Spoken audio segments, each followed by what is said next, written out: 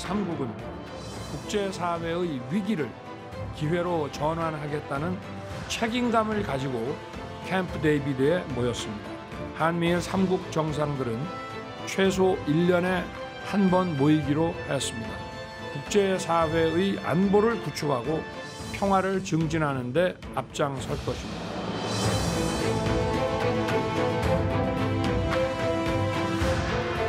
究竟是谁在制造矛盾、加剧紧张？国际社会自有公论。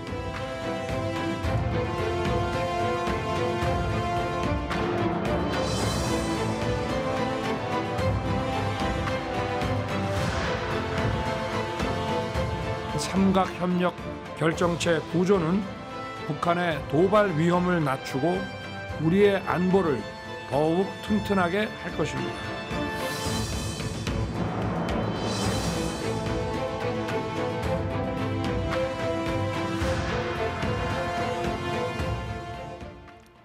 네, 여러분 안녕하십니까. 8월 21일 사사건건 시작합니다. 이재석 앵커의 휴가로 이번 주는 제가 진행합니다.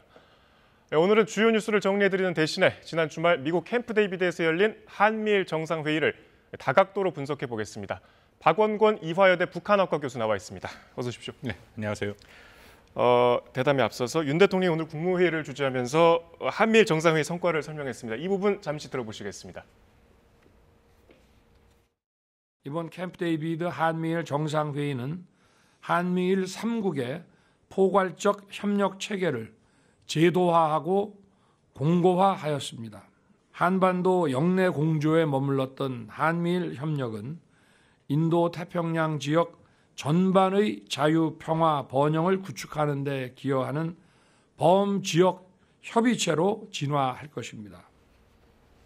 네, 교수님 방금 대통령 발언도 보셨지만 이렇게 여쭤보겠습니다. 이 한미일 정상회의에서 우리는 뭘 얻었습니까? 이번 정상회의에 방금 하신 질문에 대한 대답을 하기 위해서는 일단 증거가 필요하죠. 작년 11월에 프놈펜 선언으로 해서 한미일 공동성명이 나왔는데 거기에 비해서 일단 물리적으로 굉장히 많은 내용들이 들어갔습니다. 그 당시에는 5,000자 정도였는데 이번에는 9,100자가 넘는 것이고 그리고 문서가 3개가 나왔죠. 캠프 데이비드 정신, 원칙, 그리고 공약 그렇게 나왔는데요. 핵심은 큰 틀에서 말씀을 드리면 한국과 미국, 일본이 갖고 있는 세계 질서에 대한 문제점 그리고 그 세계 질서가 변하고 돼 있는데 그것을 어떻게 앞으로 대응할 것인가에 대한 각국의 입장을 맞춰서 이행 결과까지 나온다라고 볼 수 있습니다. 제가 주목한 것은 그 캠프 데이비드 정신에 자세하게 얘기가 나와 있긴 하지만 그래도 공동 기자회견 모두 발언에서 삼국 정상이 얘기한 걸 보면은 아주 그 세계 질서를 바라보는 그런 시각이 굉장히 일치함을 볼 수 있거든요. 예를 들어서 바이든 대통령은 세계는 변곡점에 있다라고 얘기를 했고 그한 6, 70년마다 오는 세계에 위기가 오고 있다라고 얘기를 했고요. 윤 대통령도 비슷한 얘기를 했습니다. 오늘날 미중유의 복합 위기가 오고 있다. 기시다 총리도 국제 질서가 위기에 처해 있다. 그것에 대해서 기본적으로 삼국 정상, 한미일이 공통된 시각을 갖고 있고 그 시각에 따라서 이 흔들리는 이것을 흔히 규범에 기초한 국제 질서 혹은 자유주의적 국제 질서라고 얘기를 하는데요. 쉽게 말씀드려서 이런 겁니다. 이 자유무역이라든지 법치 또 그리고 인권 존중의 문제 또 주권 존중, 힘의 통한 현상 변경 이제 그런 얘기들인데 거기에 대한 문제점을 공통으로 인식하고 그것을 대응하겠다라는 문서가 이번에 집약된가. 저는 이것이 가장 큰 일종의 성과다라고 생각을 합니다. 지금 내용들을 정리해 주셨는데요. 이게 삼국 협력체가 정례화됐다, 제도화됐다 이런 이제 성과도 굉장히 강조를 하고 있어요. 이게 왜 중요한 겁니까? 그 구체적인 것 중에 하나가 바로 제도화인데 특히 한미일 정상이 1년에 한 차례 이상의 정상회담을 하겠다라고 명문화가 된 거죠. 네. 그 원칙에 포함이 돼 있으니까. 이게 왜 중요하냐면은 저는 이 한미일의 협력의 가장 큰 도전 요인 중에 하나가 내년 미국 대선이라고 생각합니다. 예. 미국 대선에서 현재 상황이면 트럼프 전 대통령과 조 바이든 현 대통령이 다시 한번 붙을 가능성이 있는데 정권이 바뀔 가능성도 있죠. 그렇죠. 그렇다면은 트럼프 대통령이 다시 정권을 갖는다면 우리가 4년을 경험해보지 않았습니까? 세계 국제 질서를 많이 흔들었죠. 이제 이런 상황에서 이 한미일 정상회담이 있다면 그 이후에도 한국과 일본의 정상이 미국 대통령에게 직접 자신들의 입장을 얘기하고 뭔가 협의를 할 수 있는 그런 최소한도의 장치는 있다. 더불어서 한일 관계도 지금은 한일 관계가 이만큼 정상화돼서 협력을 강화하는 모습을 보이고 있지만 앞으로 어떻게 될지 모릅니다. 여러 가지 산적한 문제들이 많이 있고 그럴 경우에 가장 문제가 한국과 일본 사이에 대화가 끊기는 건데 이 한미일 협력의 기본 틀이 기제가 있다면은 그 안에서 대화가 될 수 있고 그리고 뭔가 어려움에 돌파구도 마련할 수 있다. 그러니까 저는 이번 그 중에 가장 큰 그 성과 중에 하나가 이런 한미일 간의 대화를 제도화했다라는 것으로 보고 있습니다. 예, 지금 큰 틀에서 짚어주셨는데 어쨌든 우리의 관심사는 뭐 북한, 중국과의 관계 아니겠습니까? 지금 뭐 화면으로 곧 보시겠지만 안보 측면에서 이 공동의 이익과 안보에 영향을 미치는 지역적 도전과 도발 위협 여기에 대응하기 위해서 신속하게 협의 뭐 이런 공약들이 나와 있습니다. 이 지역적 도전과 도발 위협 이게 이제 결국은 우리 민감한 남중국해 영유권 또 타이완 문제 여기에 개입을 이제 할 수밖에 없는 상황이 된 거 아니냐 이런 지적도 있습니다. 어떻게 보십니까? 이 문서가 가장 논란이 있죠. 그리고 이 문서가 끝까지 한미일이 마지막에 서명한 문서가 돼 있고요. 그러니까 캠프 데이비드 정신과 원칙에 대해서는 비교적 쉽게 서로 동의를 했는데 마지막에 이 공약 부분 일부에서 이미 나왔습니다만 미국을 이것을 일종의 임무, 반드시 해야 되는 듀티, 영어로 듀티를 쓰기를 원했는데 한국은 그냥 공약, 커미트먼트로 쓰자라고 얘기를 했죠. 그만큼 민감성이 있다고 생각하는데요. 방금 지적해 주신 것처럼 지역의 도발 그리고 위협, 도전은 사실은 좁혀서 얘기를 하면은 세 가지 분야입니다. 남중국해, 대만 그리고 한반도죠. 여기에서 뭔가 무력 충돌이나 분쟁이 생겼을 때 한미일 3국이 협력을 한다라는 아주 기본적인 방향만 밝힌 겁니다. 물론 이것을 무조건 해야 되는 것도 아니고 임무도 아니고 원치 않으면 안 할 수 있다라는 것을 한 문장으로 또 따로 빼서 자세히 설명을 했는데요. 저는 이게 의미가 있다고 생각합니다. 왜냐하면 뭐 일부에서 다른 얘기를 하긴 합니다만 대만 해협에서 뭔가 위기가 발생한 것은 한반도에 직접적인 영향을 주게 돼 있습니다. 왜냐하면 미국이 한미동맹, 미일동맹을 끌어가고 있는 미국이 이 인도태평양을 하나의 전구로 만들었거든요. 그 의미는 이 지역에서 그런 무력 분쟁이 발생을 한다면 여기에 있는 전진 배치된 미군의 전력 자산을 다 쓰게 돼 있습니다. 예를 들어서 주한미군도 동원되고 주일미군도 동원되는 상황이죠. 그렇다면 당연히 한반도에 영향을 미칠 수밖에 없다. 그래서 저는 이것을 계기로 해갖고 이제는 뭐 대만 해협, 남중국해 한반도 문제에 대해서 일본과 미국의 역할에 대해서 우리가 뭐 흔히 말해 이런 거죠. 대만 해협에 우리가 연루되면 어떡하냐. 이제 그런 것을 넘어서서 만약 그런 상황이 온다면 도대체 한국한테 기대하는 것은 미국이 무엇인지 거기에 대해서 한국이 할 수 있는 것은 이거고 할 수 없는 것은 또 이거고 이제 그런 내용들을 오히려 허심탄회하게 좀 더 보면 우리 입장에서는 원칙을 갖고 한국이 적극적으로 얘기할 수 있다. 그러니까 그런 기제가 저는 마련됐다라고 생각합니다. 그런데 이제 이번 회담을 좀 비판적으로 보는 분들의 대표적인 시각은 북중러와의 대립각이 더 선명해졌다.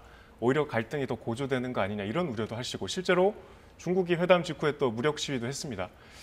이 한국은 중국을 어쨌든 또 무시할 수 없는 여러 가지 상황이 있는데 이 중국과의 관계는 이제 어떻게 해야 되는 겁니까? 그 부분이 남은 큰 숙제죠. 특히 이번 같은 경우에 작년 프놈펜 11월 선언과는 다르게 중국에 대해서 명확한 명칭이 나왔습니다. 이름이. 근데 물론 그것은 중국이 남중국해의 불법 영유권 주장에 대해서 2016년 국제중재재판소에서 불법으로 얘기를 한 거기 때문에 그것을 확인했다라는 부분이 있고요. 그럼에도 제가 보기에는 한 두 가지 분야에서 중국을 뭐 불필요하게 자극을 한다. 혹은 한국이 갖고 있는 대중국 기본 입장이 반영이 됐다고 생각하는데요. 첫 번째는 대만 문제에 대해서 힘을 통한 현상 변경이라는 얘기는 없습니다. 그리고 또 하나는 미국과 일본 사이에서 늘 나오는 공동성명 중에는 중국 신장 위구르의 인권 문제도 있는데 그것도 빠졌습니다. 그러니까 전반적으로 한미일이 한국과 미국, 일본이 중국을 이 정도 선에서 얘기를 하고 있다. 물론 전체 내용을 보면 상당히 중국을 견제하는 부분은 많이 있죠. 그렇지만 이것은 큰 틀에서 원칙입니다. 원칙이고 앞으로 이행 과정에서 어떻게 될지 이제 그런 부분들이 훨씬 중요하게 남아 있거든요. 그러니까 대중 메시지 수위가 높지 않다 이런 말씀. 대중 메시지 수위가 작년 프놈펜보다는 높죠. 높고 그 내용들은 분명히 있긴 하지만 뭐 말씀드린 것처럼 이것은 일종의 원칙이고 방향을 얘기한 거기 때문에 구체성은 좀 떨어집니다. 그래서 중국의 반응이 물론 저는 뭐 비판의 목소리가 크게 나올 거라고 생각을 하지만 그것을 향해서 어떤 구체적인 한미일에 대한 보복이라든지 그런 것은 현재 중국의 입장에서도 우리가 많이 얘기됩니다만 중국 경제가 매우 어렵지 않습니까? 예. 그것은 좀 쉽지 않을 것이라고 생각을 합니다. 뭐 중국 경제 얘기는 이따 다시 살펴볼 거고요. 북핵 위협은 어쨌든 조금 더 억제가 됐다고 봐야 됩니까? 뭐 큰 틀에서 오히려 북한 문제는 이번에 조금 우선순위가 약간 밀리는 그런 순서는 있습니다. 왜냐하면 그 프놈펜 선언이랑 또 비교를 하면 프놈펜 선언에서는 북핵 문제가 우선이 됐거든요.